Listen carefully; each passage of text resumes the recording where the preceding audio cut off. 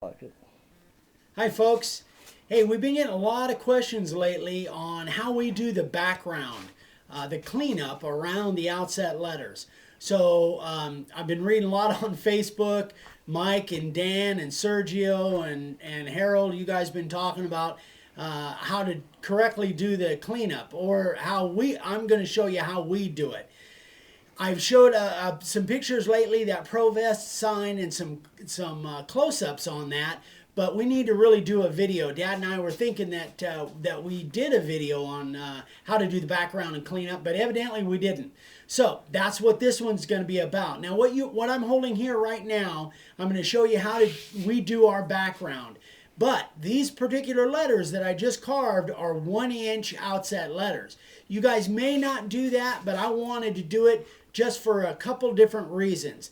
The main reason is that I want to show plenty of room around the letters to do a big cloud. So I'm going to exaggerate that and make that cloud really big so you can really see how it's done. The other reason is when you do small outset letters like these, I do them in two different depths. This depth, and this again is with our standard profile bit, this depth is somewhere around 1/8 of an inch. Depending, I've actually, the profile bit that I'm using, I've sharpened a couple times, but it's somewhere around 1/8 of an inch for 1-inch outset letters. You have to be kind of your own judge to how much space you've got around your letters. Now we're gonna shut the camera off, and when I come back, I'm gonna set up and I'm gonna carve at somewhere between 3/16 and 1/4 inch deep all the way around these letters to leave myself some room so that when I do my cloud background, I don't get close enough that I'm liable to nick one of the letters with a 90-degree V groove that we use for the background. So we'll go ahead and set up and show you how we do that. Okay guys, so here we've got those 1-inch letters, and I'm again about 1/8 of an inch deep. So you can see little places like this, like in here, and especially in places like this, you would not want to try and go in and do those with your 90-degree V-groove bit, because chances are you're going to hit the side of the letter. So that's why on these particular letters, I'm going to go another pass all the way around, and it's pretty quick. It doesn't take near the time that it does to do the initial profile, because I don't have to get right next to the letter. You'll see how I do that. Now, if you were doing 1.5-inch letters or 2-inch letters or larger, chances are you wouldn't have to do this double pass thing, because there's a lot more space in here and in there, and you don't really have to worry that much about nicking those with the 90-degree profile, or excuse me, with the 90-degree V-groove. So I'll go ahead and do that and show you what we're doing.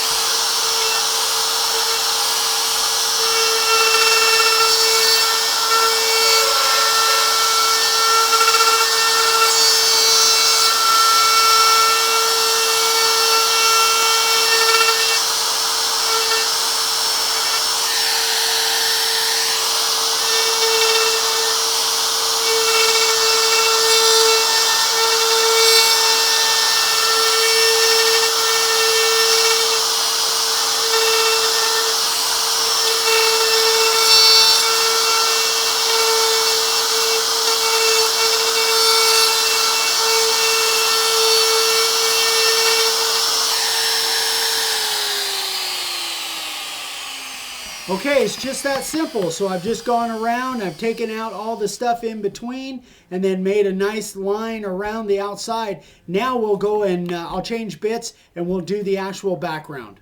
Right. Huh? Oh, I'm on? You're on.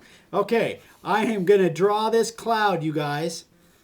Now, I was just telling Dad that I really don't even draw this cloud anymore, because I've done it a time or two, so I don't even need to draw the cloud. But for you guys, I'm drawing the cloud. So I'm going to make it nice and big and fat so you can see what this background looks like. I've got the 90 degree V groove cutter, and I've got it set at right around 1/4 inch. Okie doke, here we go.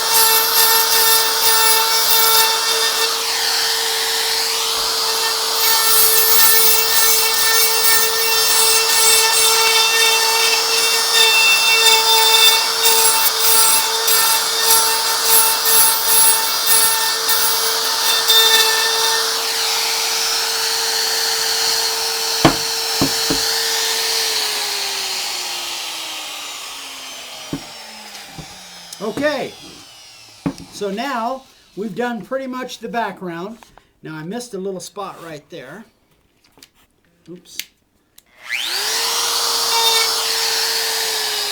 Now what I do, and this is just something that I do after I've gotten that much, what I do is I look at the sign, I tip it up, and I look at it like straight across, so I can look at that and see if there's any high spots. Now I see a little bit of a high spot here, and I'm just using a little hand carving tool, but you can use a pocket knife, you can use anything that's sharp. And what I'll do is I'll just go and say, okay, I've got a few high spots there. I'd rather take them out now than after I've sanded it off and ended up with a bunch of white spots, like I know Mike has had some issues with. And, you know, many of others have had. I think Sergio said he's dealt with that a little bit, and Chris Cadillo, and a few people. Anyway, so that's what I do. Now I just take that. Oh, that's an old sign. I wasn't going to show that, but evidently I did. Sorry about that. Anyway, it's just a scrap board. Okay, so now we need our stiff brush. Dad, where's our brush at? Go ahead and tell them what you're going to do out there in that open space. So okay. All right. I'm just going to make a big cloud right here, just like maybe it was on that Provest sign where there was a big, huge areas of cloud in between, or background in between large letters. So let me just do that real quick.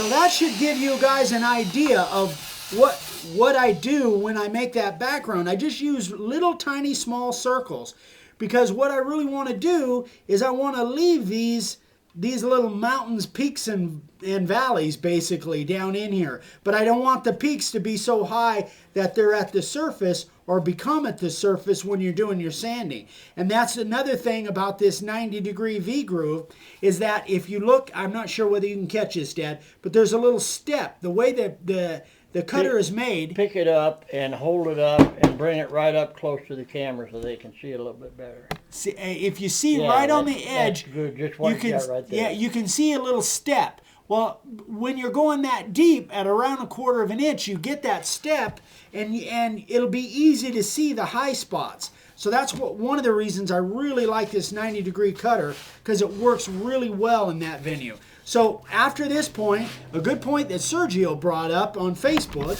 is that you really want to brush that good and get out anything that might be left down in there as far as loose sawdust.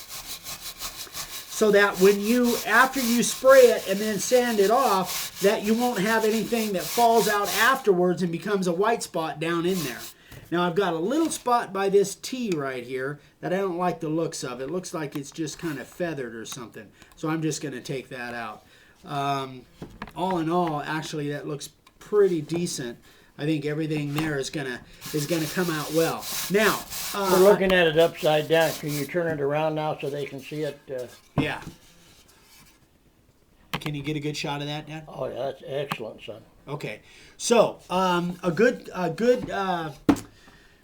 point that Harold brought up is that he went to a different kind of sander, than a belt sander, because it was taking off too much wood. It takes a while to get a hand with the belt sander. So you need a real light touch with a belt sander, especially if you're going with a real heavy grit. I use a 40 or a 50, and then I use a 120 after that to finish it up. So it takes a while to get a hand with a belt sander, but if you find some other way to sand it that you like, hey, go with that, whatever works for you.